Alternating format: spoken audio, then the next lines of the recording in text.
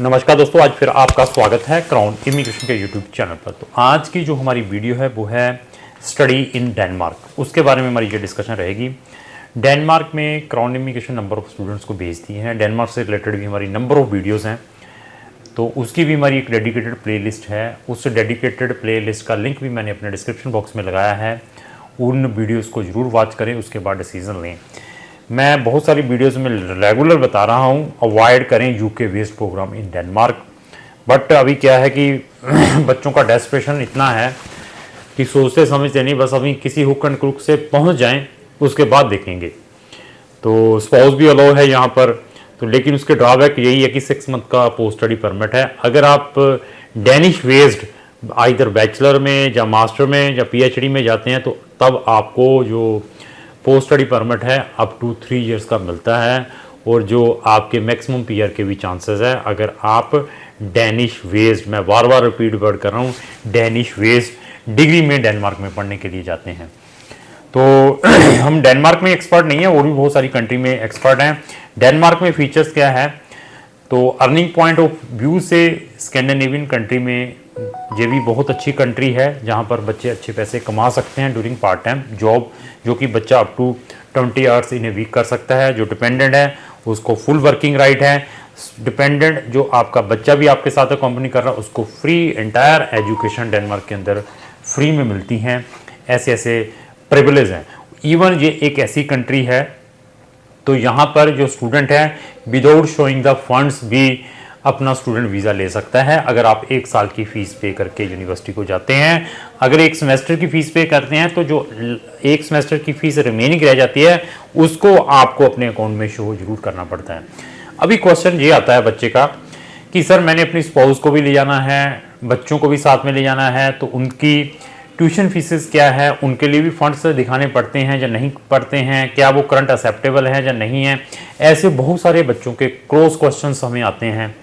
तो ये जो क्वेश्चनों का आंसर भी वही टेक्निकल पर्सन दे सकता है। ऐसे जो क्वेश्चन है आप अपने एजेंट से जरूर पूछे जब भी आप अपना डेनमार्क का केस किसी भी कंसल्टेंट को देते हैं, ताकि आपका टाइम वेस्ट ना हो, आपकी मनी वेस्ट ना हो, तो आप एक अच्छे कंसल्टेंट के थ्रू अपना केस प्रोसेस कर पाएं।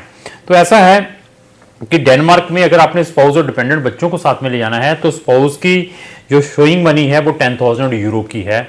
10,000 यूरो के इक्विवेलेंट आपके इंडियन करेंसी अकाउंट में होनी चाहिए। तो 10,000 यूरो मीन्स आप 9 लाख रुपया लेकर चलें। बच्चे को भी ले जाना तो उसके भी इतने पैसे दिखाने पड़ेंगे। तो मीन्स अगर आप अपनी स्पाउस को ही ले जा रहे हैं तो 9 से 10 लाख रुपया आपको दिखाना पड़ेगा। अभी क्वेश्चन आता है कि ये किसके अकाउंट में होना चाहिए। ये सारा का सारा जो पैसा है जो मेन एप्लीकेंट है जिसको हम स्टूडेंट कहते हैं उसके अकाउंट में होना चाहिए। अभी बच्चों के करंट एक्सेप्टेबल है, पुराने एक्सेप्टेबल हैं। ऐसे है कि करंट फंड भी एक्सेप्टेबल है, लेकिन उसके अंदर कुछ कंडीशंस हैं। वो कंडीशंस हम आपको बताएंगे जब आप अपना केस हमारे थ्रू प्रोसेस करते हैं, क्योंकि we are very very technical about the fund management.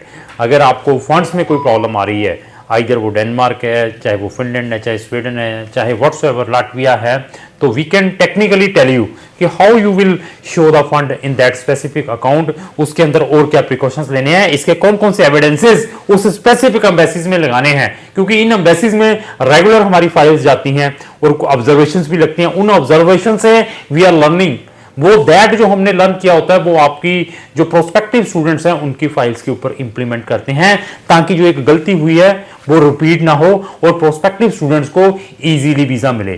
तो कुछ बच्चे सिंगल चले जाते हैं, कहां पर, डेनमार्क के अंदर। वहां जाने के बाद कहते हैं कि मैंने अपनी अभी स्पाउस को बुलाना है, क्योंकि बहुत सारे कंसल्टेंट आपको कहते हैं कि आपका हम वीजा साथ में नहीं डालेंगे, आप जब चले जाएंगे तब डालेंगे।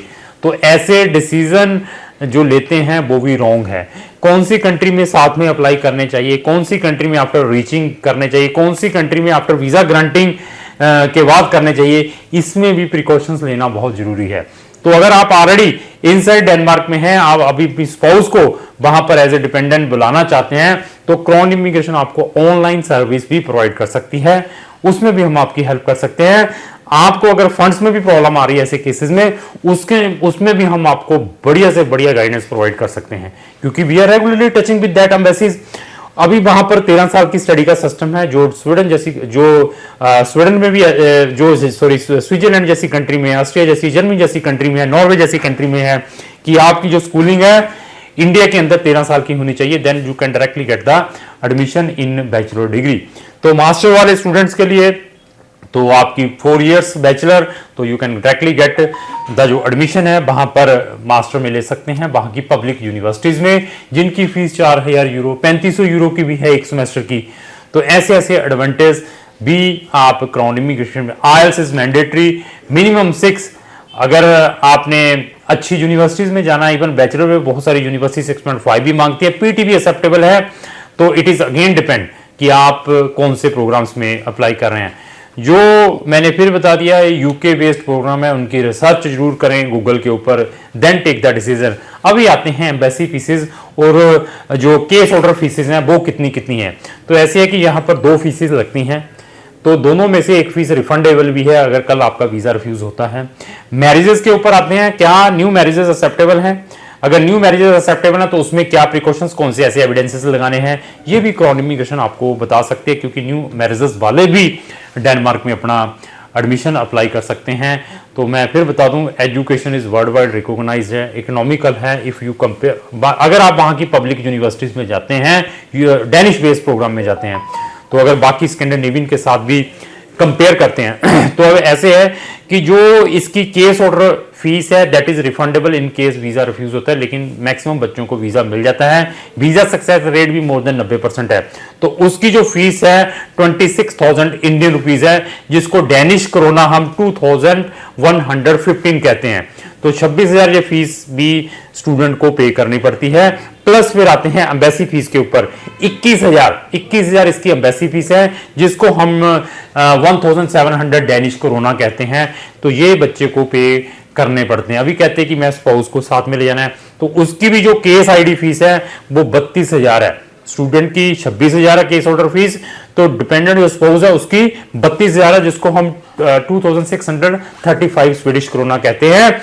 एम्बेसी फीस वो सेम है, कितनी, 1700 डेनिश कोरोना, जिसको हम 21,000 इंडियन रुपीस कहते हैं। तो ये आर द एम्बेसी फीसेज हैं। डेनमार्क में जाने से पहले हमारी प्लेलिस्टें भी जरूर चेक करें, जिसका लिंक भी मैंने डिस्क्रिप्शन बॉक्स में लगाया है।